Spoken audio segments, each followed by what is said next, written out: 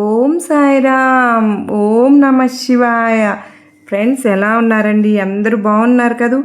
మన సాయినాథుని దయ వలన అందరూ బాగున్నారని, అందరికీ కూడా రేపు మనం జరుపుకోబోయే శివరాత్రి గురించి మనం కొంత వివరణ అయితే తెలుసుకుందాం ఫ్రెండ్స్. మనకు ఈ శివరాత్రి అనేది మనకు చాలా మంచిదండి. రేపు మహాశివరాత్రి రోజున మన ఇంట్లో మనందరం కూడా ఇలా చేసుకుంటే కనుక పట్టిందల్లా బంగారమేనండి. మనకు శివరాత్రి పూజకు విపరీతమైనటువంటి ప్రాముఖ్యత అనేది మనకు తెలుసు కదా ఫ్రెండ్స్. శివరాత్రి రోజున పరమశివుని ఆరాధన అత్యంత పుణ్యప్రదమండి. పవిత్రమైన ఈ శివరాత్రి రోజున మనము శివుడిని ప్రసన్నం చేసుకోవాలి అంటే కనుక మనందరం కూడా ఇంట్లో వాళ్ళం కొన్ని నియమాలు కనుక పాటించగలిగినట్లయితే, అలాగే శివరాత్రి రోజు ఇంట్లో శివ పూజ ఏ విధంగా చేయడం వలన పరమశివుని అనుగ్రహం కలుగుతుందో ఈ వీడియోలో తప్పకుండా తెలుసుకుందాం ఫ్రెండ్స్. శివరాత్రి రోజు అండి, సూర్యోదయానికి ముందే మనం అందరం నిద్ర లేచి ఇల్లు వాకిలనే శుభ్రం చేసుకుని తలస్నానం చేసుకుంటాం కదా. ప్రతి మహాశివరాత్రి రోజు కూడా చేసే నీటిలో కొంచెం చిటికెడు పసుపు అనేది వేసుకుని మనం రేపు కనుక స్నానం చేసినట్టయితే మనకున్న జాతక దోషాలన్నీ కూడా తొలగిపోయి జాతకంలో అదృష్టం అనేది కలుగుతుందండి. స్నానం చేసిన తరువాత పచ్చని రంగులో దుస్తులు ధరించుకుంటే ఇంకా మంచిది. ఎందుకంటే ఈశ్వరునికి ఆకుపచ్చ రంగు దుస్తులు అంటే ఎంతో ఇష్టమంట ఫ్రెండ్స్. ఒకవేళ మనకు ఆకుపచ్చ రంగు దుస్తులు లేకపోయినా సరే పసుపు, ఎరుపు, తెలుపు రంగు దుస్తులు గనక మనం ధరించుకుని మొదటగా మనం ఇంటి గడపలకు మనం పసుపు అనేది రాసుకుని కుంకుమ బొట్లు పెట్టుకుంటాం కదా అండి. ఇంటి ముందు ముగ్గు వేసుకుని గుమ్మాన్ని అందంగా అలంకరించుకుంటాం. ఆ తర్వాత మన పూజా గదిని, పూజా సామాగ్రిని శుభ్రం చేసుకుని మన పూజ గదిలో ఉన్న శివ పార్వతుల పటాలను శుభ్రం చేసుకుని శివ పార్వతుల పటానికి గంధం బొట్టు అనేది పెట్టుకుని ఆ తరువాత తెల్లని పువ్వులతోనండి ఈరోజు మన పసుపు రంగు కానీ చామంతి పువ్వులతో కానీ పటాన్ని నిండుగా అలంకరించుకోవాలి ఫ్రెండ్స్. శివ పూజలో ఏంటంటే కొబ్బరి దీపానికి చాలా ప్రాముఖ్యత అని చెప్తారండి. 3 కన్నులు ఉన్న కొబ్బరికాయ అంటే ముక్కంటికి మహాప్రీతి అని మనం ఎప్పుడు చాలా వీడియోస్లో చెప్పుకున్నాం కదా ఫ్రెండ్స్. కనుక మహాశివరాత్రి రోజు కనుక మనం పూజ గదిలో కనుక ఉన్న శివపార్వతుల ఫోటో ముందు ఆవు నెయ్యితో కానీ నారికెళ్ళ దీపం కానీ వెలిగించుకుంటే కనుక చాలా మంచిదండి. మనకు అనేక ధనలాభం అనేది కలుగుతుంది. శివ పూజ చేసుకునే సమయంలో మనకు ఓం నమ శివాయ అనే పంచాక్షి మహామంత్రాన్ని మాత్రం తప్పకుండా జపించుదాం. ఇంట్లో శివలింగం ఉందనుకోండి, నాకైతే ఉందండి, గంగాజలం మరియు పాలతో అభిషేకం చేసుకుందాం. శివుడు చక్కని అంటే అభిషేక ప్రియుడు కదండి. మన శివయ్యకి కొంచెం చెంబు నీళ్లు కనుక మనం శివయ్యకి అభిషేకం చేస్తే మన శివయ్య ఎంతగానో మనల్ని రక్షిస్తూ మన ప్రీతి చెందుతారు. పరమశివుడిని పాలతో చేసిన పదార్థాలను ఎంతో ప్రేమగా స్వీకరిస్తారు కదా. కనుక ఈ మహాశివరాత్రి రోజున ఇంట్లో కనుక మనం పాలు పొంగించుకుని ఆ పాలతో చేసిన పరమాన్నం అనేది చేసుకుని శివయ్యకు నైవేద్యంగా సమర్పించుకుందాం ఫ్రెండ్స్. మనకు అఖండ రాజయోగం కలుగుతుంది. పరమాన్నం చేయడం కుదరని వారు కనీసం కాచి చల్లార్చిన పాలన అయినా సరేనండి నైవేద్యంగా కనుక సమర్పించి శివయ్యకి చక్కగా చేసుకుంటే కనుక ఒకసారి పార్వతీ పరమేశ్వరుడు శివరాత్రి గురించి అడుగుతుందండి.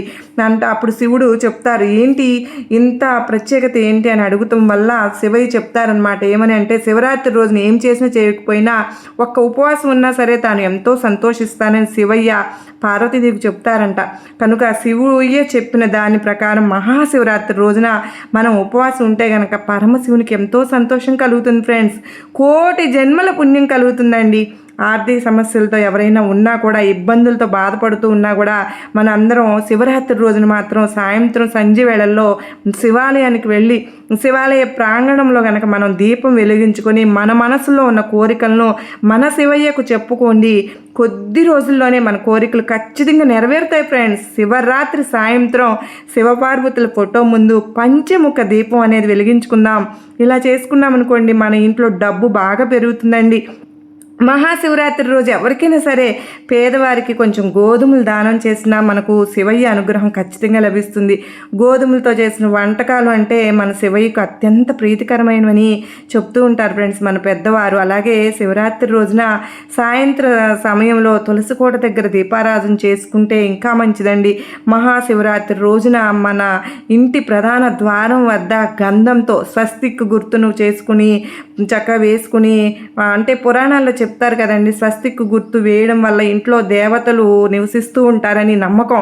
అలాగే మన ఇంటికి లక్ష్మీ కటాక్షం కలగాలి అంటే ఖచ్చితంగా శివరాత్రి రోజున మన ఇంటి గడపకు పసుపు రాసుకుని కుంకుమ బొట్టు పెట్టుకుని అలంకరించుకుందాం. పచ్చగా ఉన్న గడపను చూసి లక్ష్మీదేవి వెంటనే ఇంట్లోకి వచ్చేస్తారంటండి. మహాశివరాత్రి రోజు మనసి ఈశ్వరునికి బిల్వ పత్రాన్ని సమర్పించుకుని మహామృత్యుంజయ మంత్రాన్ని జపించడం వలన అనారోగ్య సమస్యలు కూడా తొలగిపోయి మనకు శివరాత్రి రోజున శివాలయంలో కొబ్బరికాయను కొడతాం కదండి, పెండింగ్లో ఉన్న మన పనులన్నీ కూడా సులభంగా పూర్తయిపోతాయి.